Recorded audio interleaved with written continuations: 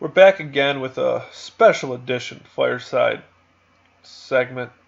We're going to be going over the Leroy Truckers, the best branded team in the league. My team, somehow ranked 8th. We're going over every team based on power rankings. 11th, Diamond Dusters. 10th, Flying Hawaiians. 9th, Noble Narwhals. All those segments out. Go check them out on our YouTube channel. YouTube.com/Leroy Wiffle. We're going to the AC, Leroy Truckers. Roster consists of me, Tim Wilcher, drafted Jack Hilligans with the first overall pick. Neil Kruzik was my second round pick. Grant Reinhout, my third round pick. Really excited about this team. Really excited about moving forward this year, what we're going to do. The first year in the league, I ended up starting the Leroy Truckers, and it was after week 1. I had to step in. Another owner dropped out. Ironically, Neil Kruzik, who's on my team now, and stepped out, so I didn't get to draft my team that year. This previous season, same thing.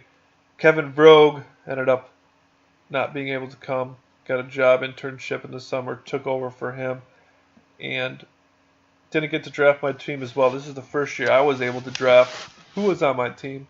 Love the team I got. Love what we're going to do. And with expanded rosters this year, I can't wait to add a couple players to really solidify what we're going to do this year. So for every team, I've given a statement. I'm going to give another statement here. And that's get this Truckers team an iPass. Get it an iPass. For every homer you hit in Leroy this year, you're going to pay a toll. And the Truckers are going to need an iPass because we will be paying so many tolls week in and week out. Every single game versus every single pitcher, that at some point we're just going to have to get an iPass. It's going to be too time consuming to have to pay a toll every single time. That just get us an iPass.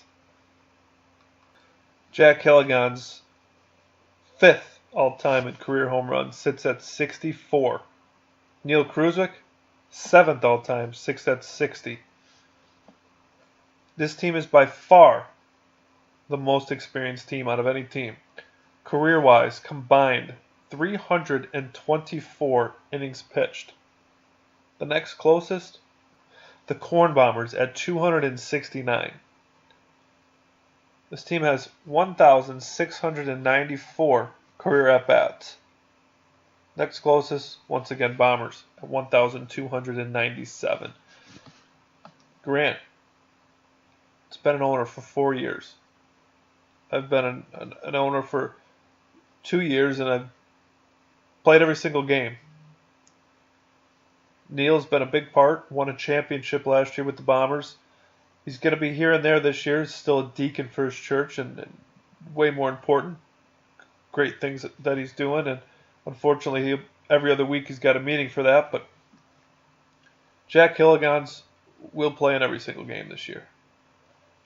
He had a great season last year, got back into it, and very excited to go number 1. Made hats for the team. We got jerseys. We're going to be looking good. Some said we might look like a 10th grade Little League team. I don't care. Because when we walk around them bases and pay toll after toll after toll and hit dinger after dinger after dinger, whatever we're wearing is going to look good. Because winning looks good. A couple pros and cons. I'm a realist. We did it the most homers last year, 72 home runs as a team. Just in last year combined, we had 449 total bases, which is also number 1. Finished with a 395 batting average, 860 slugging, about average. We are the best batting team statistically in the league, but we're also the worst pitching team statistically. We had a 12.51 ERA collectively. The next lowest, 8.81 from the Narwhals. So the pitching is going to be a struggle. We gave up 205 runs, gave up 91 homers. I'm going to say this. Me and Grant weren't trying 100% last year. When we're both in a winning team and a winning environment, we'll step up and watch. It'll happen, trust me. Neil, same way. He's won a championship. He can play in big moments. We're going to have fun. Momentum's going to kick in. It's going to be good.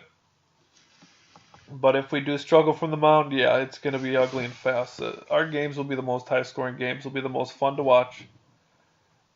Best action to watch from Facebook.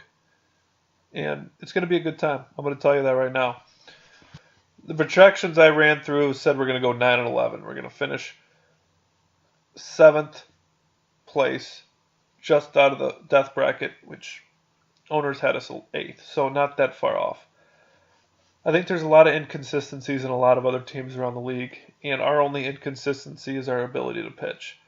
And I know that we have 4 guys that'll always be there, pending Neil on some weeks, but I can get a replacement 5th for the weeks he's not there. And our inconsistencies aren't if we're going to show up. Our inconsistencies are our performance, and we have a full year to work together, a full year to get our chemistry down, a full year to really tone in on some pitching, and I think that'll be key.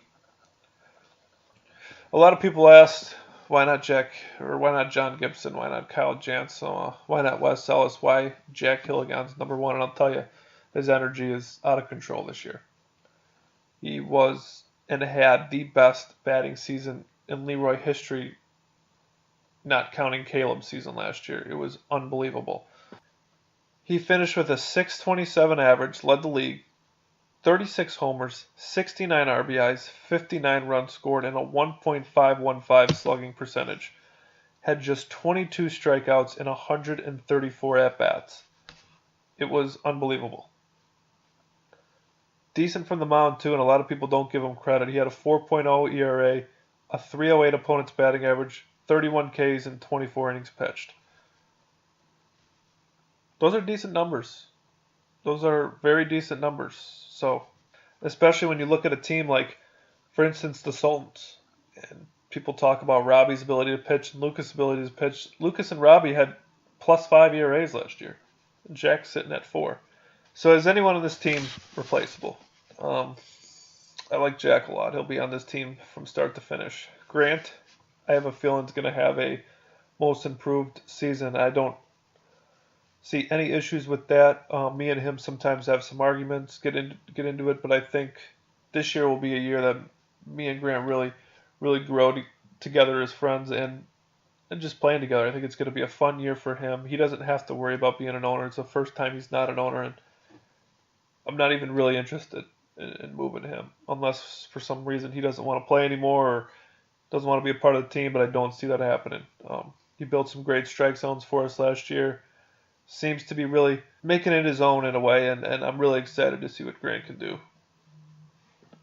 Neil, obviously my best friend, best man at my wedding. With expanded rosters this year, I really have no reason or desire to move him. Obviously, with attendance being a big thing, him missing a couple weeks, it's going to come into play, but we can push that off for a month. June 1 will come. Expanded rosters will hit. We can add a 5th guy, and Neil will be on the Truckers the whole year. So these 4 guys will be. The real question will be who will be the 2 guys that come in. Will they be able to make an impact? And come playoff time, will the 4 guys on my roster be on the roster for the playoffs in each series? That I'm not sure. That'll be decided. Even myself will be decided on who will be for the playoff roster. But I can tell you all 4 of these guys will be Truckers for this whole season. So who am I interested in playing? Number 1, Leroy Clams. It's absolutely disrespectful, shameful, and excuse that he has the audacity to name his team the Leroy Clams. I'm the only team with Leroy. I should be the only team with Leroy, and I will show him. I will show the Clams and Lauren Ashby and Matt Dykstra and Sitter who's the boss. So that's number 1. Number 2, Flying Hawaiians. It's going to be a fun matchup. Austin Warner, Kyle Reinhart, big buds of mine, Sam Stahl.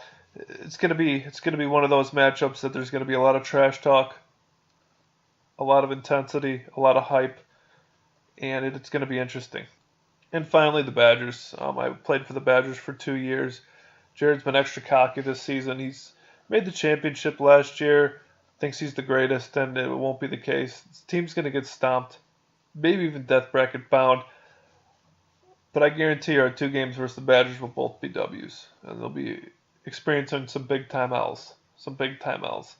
The best part is you're going to get to see the Leroy Truckers right away, May 9 on Facebook Live. First game, Sultans of Soy, Leroy Truckers. The Sultans had the number 2 pick in the draft. They chose Lucas Miedema, so it'll be Jack Hilligans versus Lucas Miedema. Number 1 pick versus number 2.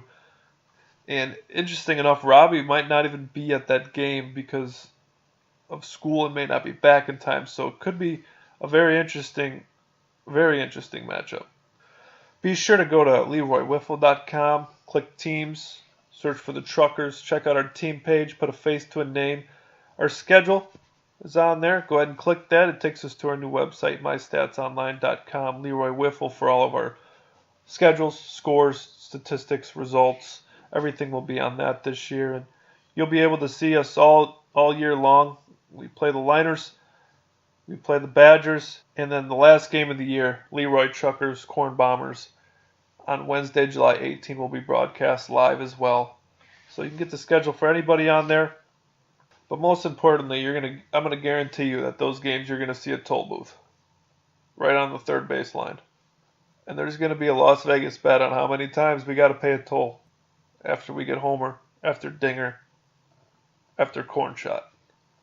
Next we move into the 7th place team, Lake County Liners, led by 3-time MVP, 2017 Player of the Year from a national scene, Caleb Youngman, and his traffic cones as teammates. We'll get his insight on all of that and how he's going to do in the 2018 season.